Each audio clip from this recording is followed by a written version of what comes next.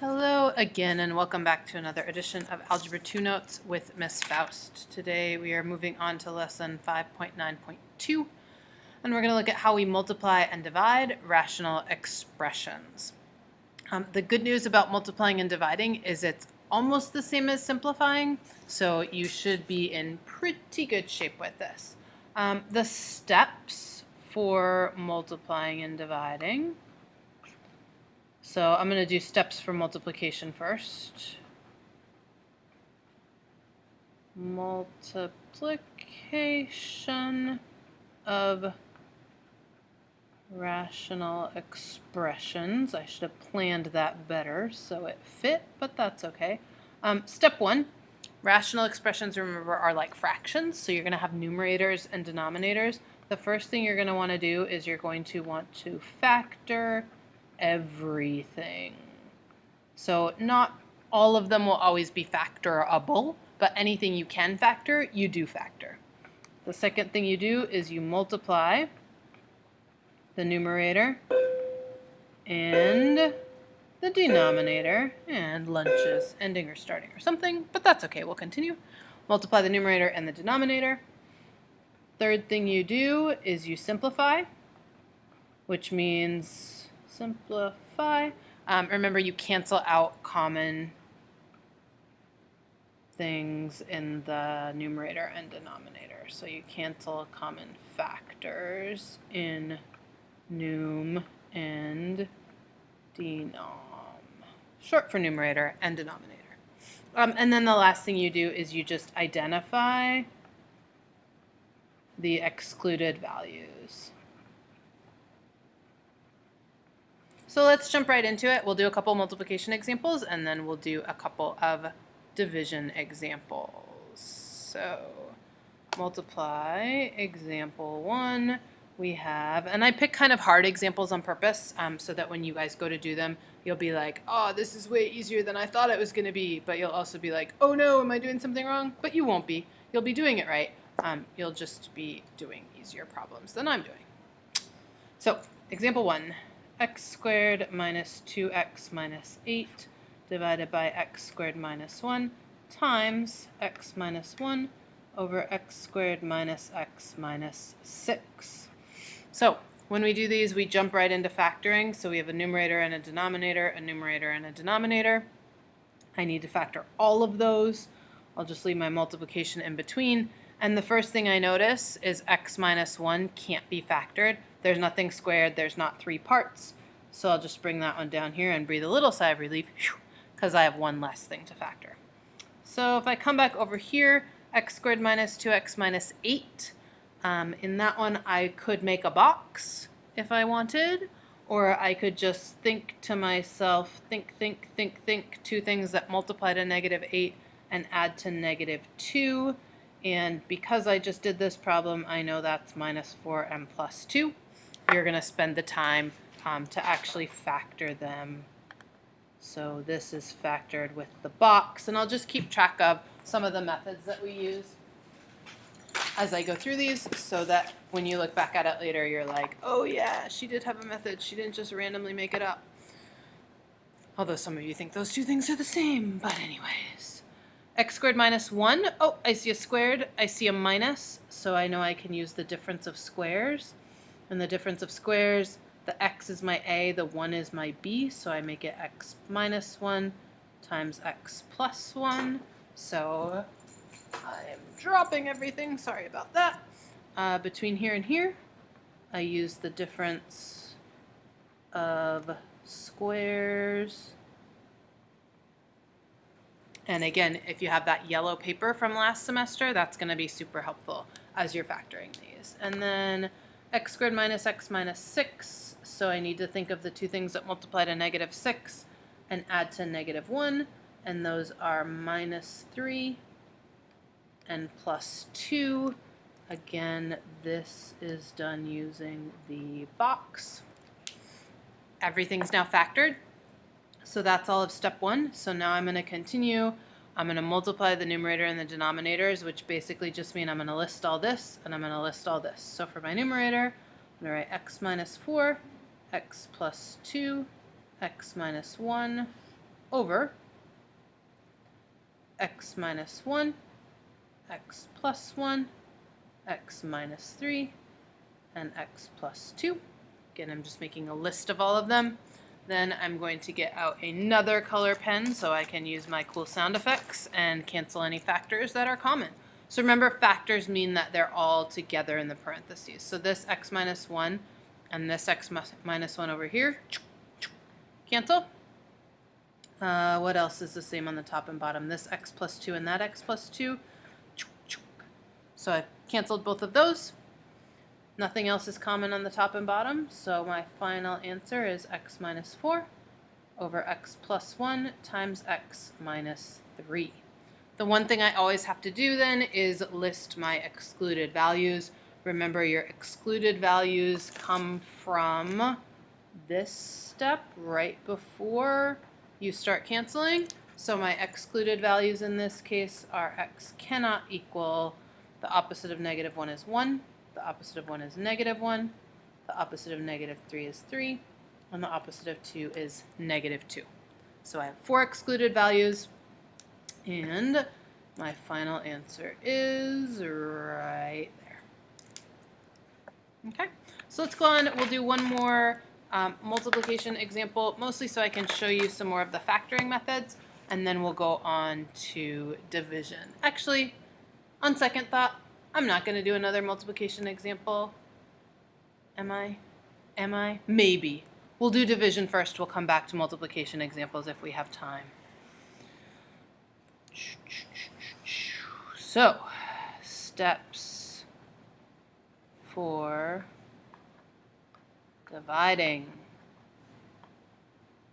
rational expressions. The good news, there's only one additional step. It comes before everything else. So step 1 is you take your second part and you flip it. So somewhere along the lines, you probably learned that dividing by a fraction is multiplying. Dividing by a fraction equals multiplying by the reciprocal of that fraction. Reciprocal.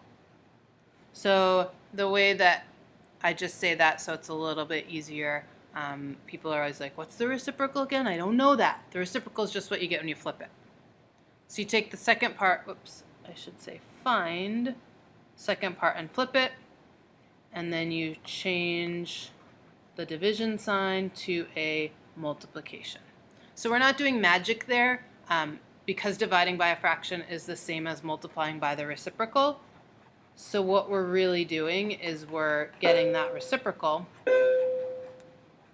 and then we're multiplying by that. After you do that, you factor everything, just like you did in multiplication. Then you, let me go back and look. Simplify, factor. Multiply numerator and denominator.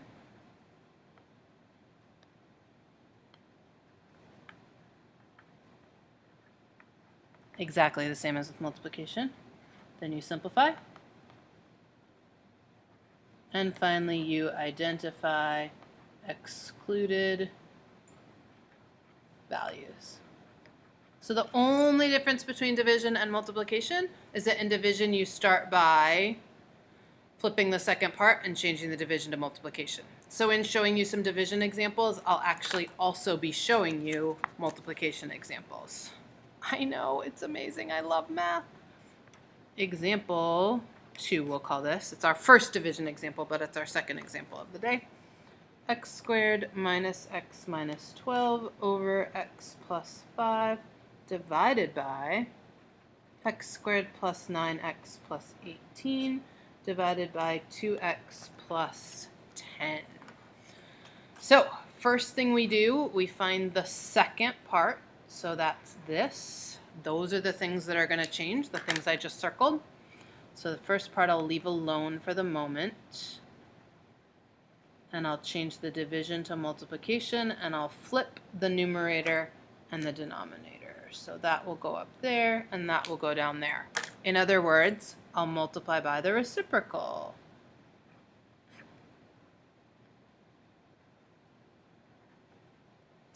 So far, so good.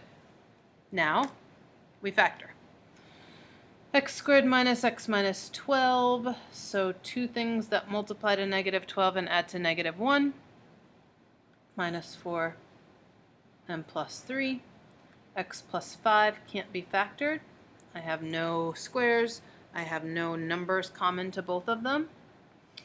2x plus 10. So when I look at that, I have a 2 in both of those. So I take out the greatest common factor of 2, and I'm left with x plus 5 over two things that multiply to 18 and add to 9 are 3 and 6. So again, here I use the box. Here I use the box. Here I took out the GCF, or the greatest common factor. And now I multiply everything and simplify. So in multiplying everything, I just write a list of all of that. X minus 4, x plus 3, times 2 times x plus 5 over x plus 5, x plus 3, and x plus 6. Get out my sound effects pen. Look for things that are the top and on the top and bottom that are the same. I've got an x plus 5 to cancel. I've got an x plus 3 to cancel. And I'm left with a 2 and an x minus 4. You don't have to put the 2 first, but everybody always does. If everybody else is doing it, you should too, right? Oh wait, no, that's not how it works. Anyways, I'm going to put the 2 first. 2 times x plus 4. 2 times x minus 4 over x plus 6. Last thing we need, again, is our excluded values. So we look at, this is a little bit different. Excluded values for this come from, oh geez, the original? I'm going to look this up because I think that we need this, and these, but I think they're going to be the same, so I think it's not really going to matter. So our excluded values are x is not equal to negative 5, negative 3, and negative 6. And if I go back up here, the other excluded value I would get there would also be negative 5, because if I did 2x plus 10 not equal to 0, I would get 2x not equal to negative 10 and x not equal to negative 5. Yeah, I already have that one. So our final answer, 2 times x minus 4 over x plus 6 with those excluded values. We'll do one more division one together, and then I think you guys will be well equipped to do these on your own. Again, it's the factoring that always messes people up. So just be patient with yourself. Remember, it just takes time. You'll get better at it the longer you do it. If you're watching me and you're like, sheesh, she factors so fast. I really don't. I do these problems ahead of time so that when I'm making the videos, I can do it quickly. So I'm actually not factoring them in my head as quickly as you think I am. Okay, so don't worry. 2x squared minus 3x plus 1 over 5x squared divided by 12x minus 6 over 10x cubed plus 5x squared. We take this and change it first. So we change this into 2x squared minus 3x plus 1 divided by 5x squared.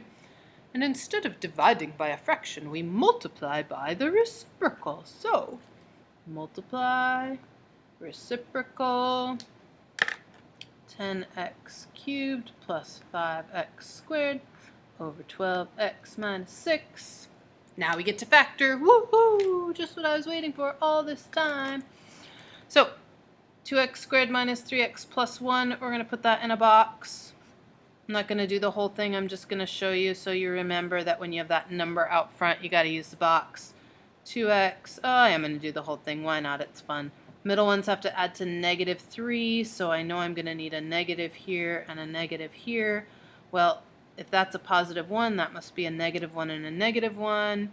That's negative 1x, that's negative 2x, and it works. So my factors are 2x minus 1 and x minus 1 over, so this one is a box by way of that actual box, 5x squared times, so 10x cubed plus 5x squared, both of those have a greatest common factor of 5x squared.